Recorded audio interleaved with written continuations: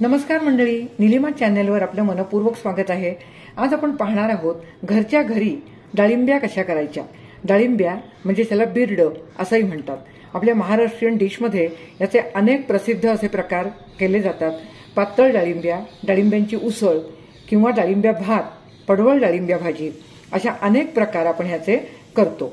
या डाळिंब्या करण्यासाठी मी इथे कडवे वाल घेतले आहेत। पावटा आणि वाल याच्यामध्ये फरक आहे। पावटा पांढऱ्या रंगाचा असतो थोडासा आणि वाल जो आहे तो लालसर आणि हिरवट रंगाचा असतो।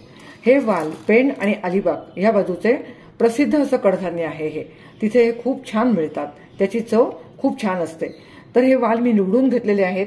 त्यामध्ये असलेले असे जे काही लालसर दाणे असतात ते काढून घ्यायचे आहेत। आता हे वाल आपल्याला स्वच्छ धुवून भिजत घालायचे आहेत। वाल मी साधारण वजनी 150 ग्रॅम घेतलेले आहेत। आपण वजन करून वाल घेतले तर त्याच्या डाळिंब्या किती होतात हे आपल्याला याचं प्रमाण आपल्याला कळतं, म्हणून मी तुम्हाला या वालांचं वजन सांगितलेलं आहे। आता हे वाल मी एका स्वच्छ पाण्यामध्ये चांगले धुवून घेते।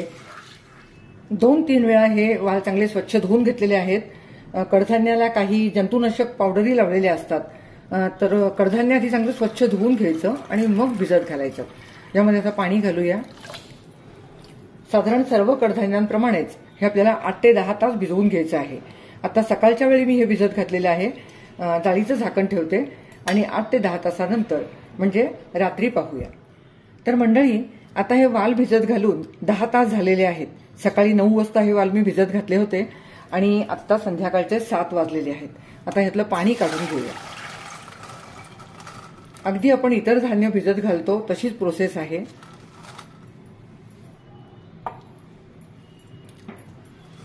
आता यामध्ये जो पाण्याचा अंश आहे तो निथळण्यासाठी 5 मिनिटं हे असंच ठेवूया। आता या वालामधलं सगळं पाणी निथळून गेलेलं आहे। यात आपल्याला बांधून ठेवायचे। त्यासाठी इथे मी एक 4 पदरी कापड घेतलेलं आहे। तुम्ही पंचा घेतला तरी सुद्धा चालेल।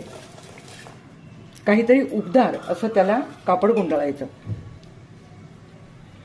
आता ह्याचं बांधून घेऊया।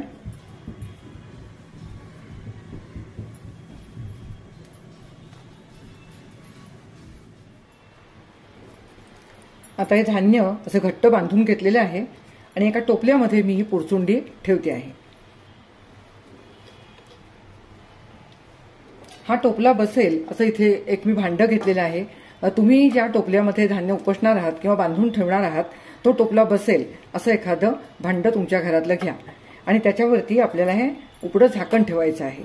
यामुळे काय होतं, याच्यामध्ये एक कसा डबल कोट तयार होतो आणि त्याच्यामध्ये जी एक उबदार हवा तयार होते, त्यामुळे धान्याला पटकन मोड येतात।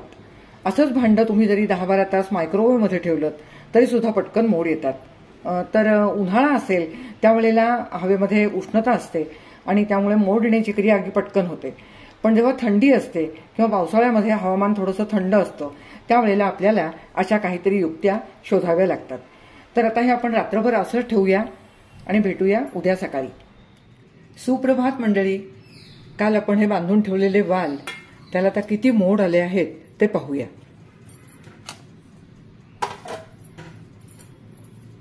बाकीचं जे कडधान्य असतं म्हणजे मूग, मटकी या कडधान्याची मोड येण्याची प्रोसेस आता पूर्ण होते आणि आपण त्याची लगेच उसळ करू शकतो। पण वाल हे जे कडधान्य आहे ते थोडंसं हार्ड आहे आणि त्याला मोड येण्यासाठी थोडासा जास्त वेळ लागतो। आता ह्या वाल्याला थोडेसे मोड आलेले आहेत। अगदी तुम्ही पाहू शकता की अगदी छोटे छोटे हे मोड इथून बाहेर पडलेले आहेत। तर ह्या स्टेजला सुद्धा आपण ह्या वालाची उसळ करू शकतो। याला म्हणतात मोडाच्या वालाची उसळ। हे सालासकटच करायची असते आणि ती खूप छान होते। आपली पारंपरिक उसळ आहे ती वालाची उसळ। तर आपल्याला ह्याच्या डाळिंब्या करायच्या आहेत।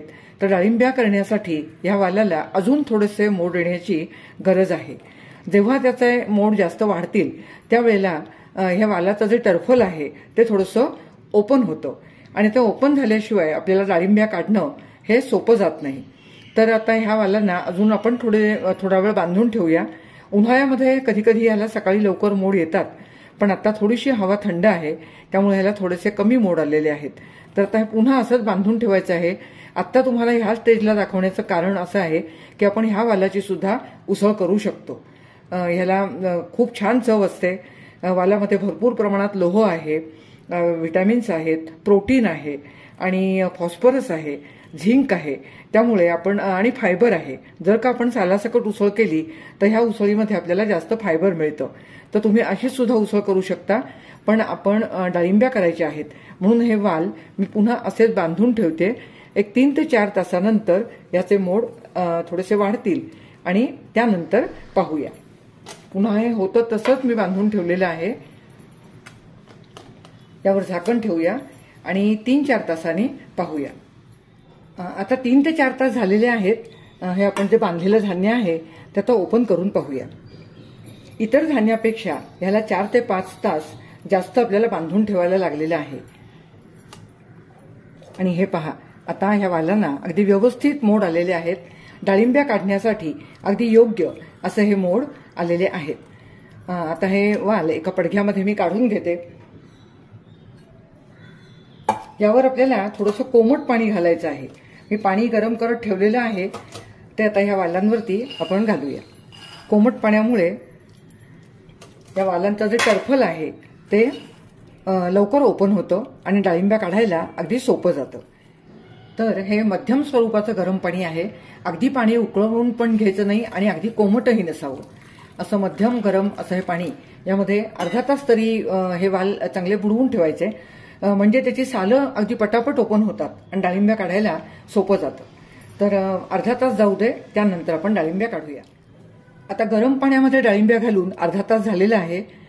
तुम्ही पाहू शकता डाळिंब्या चांगल्या फुललेल्या आहेत. अगदी सहज आपण त्याची सालं काढू शकतोय. अगदी सहज सुटलेलं साल आहे पहा. तर अशा प्रकारे जर का आपण ही पूर्वतयारी करून घेतली तर आपण अगदी डाळिंब्या पटापट आणि सहज काढू शकतो. कंटाळा येत नाही आणि मुख्य म्हणजे एवढी प्रोसेस करून घेतल्यानंतर त्या काढताना तुटत नाहीत. तर आता ह्या एका ताटामध्ये घेऊया म्हणजे आपल्याला भरकन काढता येतील. इथे मी एक ताट घेतलाय. डाळिंब्या काढेपर्यंत त्या आपल्या पाण्यातच राहून द्यायच्या आहेत. एका गाळणीने मी त्या अशा काढून घेतलेल्या आहेत म्हणजे ताटामध्ये जास्त पाणी येणार नाही. ताटात काढून घेतले डाळिंब्या. डाळिंब्या काढणं ही जी प्रोसेस आहे ती थोडीशी लेंदी आहे, थोडीशी कंटाळवाणी आहे, वेळमोडी आहे. पूर्वीच्या काळी काय होतं, एकत्र कुटुंब पद्धती होती आणि घरामधल्या ज्या वृद्धा होत्या की ज्या बसल्या बसल्या काम करायच्या त्यांच्याकडे ही कामगिरी सोपवली जायची. आणि आता आपला सगळा एका हाती व्यवहार पडतो, जास्त मदतीला कोणी नसतं. त्यामुळे ही जी पूर्वतयारी आहे म्हणजे अगदी डाळिंब्या काढून ज्या ठेवायच्या आहेत त्या आदल्या दिवशी संध्याकाळीच काढून ठेवाव्या. जर का आपल्याला दुसऱ्या दिवशी जेवणामध्ये या डाळिंब्या करायच्या असतील तर त्या आदल्या दिवशी संध्याकाळी अशा काढून ठेवायच्या.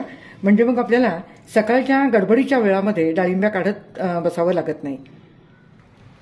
तर पहा, 2 हातांनी जर का डाळिंब्या सोलल्या तर ती 2 माणसांचं काम एका वेळी होतं. डाळिंब्या भरभर निघतात.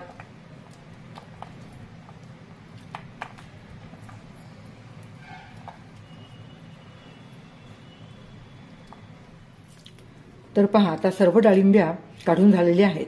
या डाळिंब्या काढण्यासाठी मला 15 ते 20 मिनिटं लागलेली आहेत. या सोललेल्या डाळिंब्या एका बाउलमध्ये काढून घेतलेल्या आहेत. तुम्हाला म्हटल्याप्रमाणे आपण ह्याचं वजन करून घेऊया.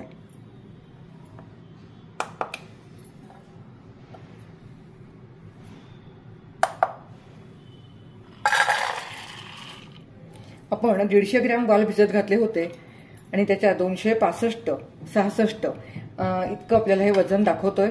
एवढ्या डाळिंब्या आपल्या तयार झालेल्या आहेत. यावरून तुम्हाला अंदाज येईल की आपल्याकडे किती माणसं जेवायला यायची आहेत आणि त्यासाठी किती वाल भिजत घालायला पाहिजेत हा अंदाज येईल.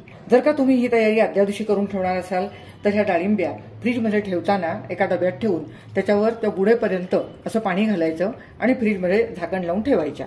म्हणजे डाळिंब्यांचा रंग अजिबात बदलत नाही आणि डाळिंब्या अगदी ताज्या राहतात. तर हा व्हिडिओ तुम्हाला कसा वाटला मला जरूर कमेंट बॉक्समध्ये कळवा. माझ्या सगळ्या मैत्रिणी सुगरण आहेत, ज्या घरी धान्य भिजवून नेहमी उसळी करतात. त्यांना ही पद्धत नक्कीच माहिती आहे. पण संसारात नव्याने पदार्पण केलेल्या माझ्या लेकी सुना यांना हा व्हिडिओ नक्कीच उपयोगी पडेल.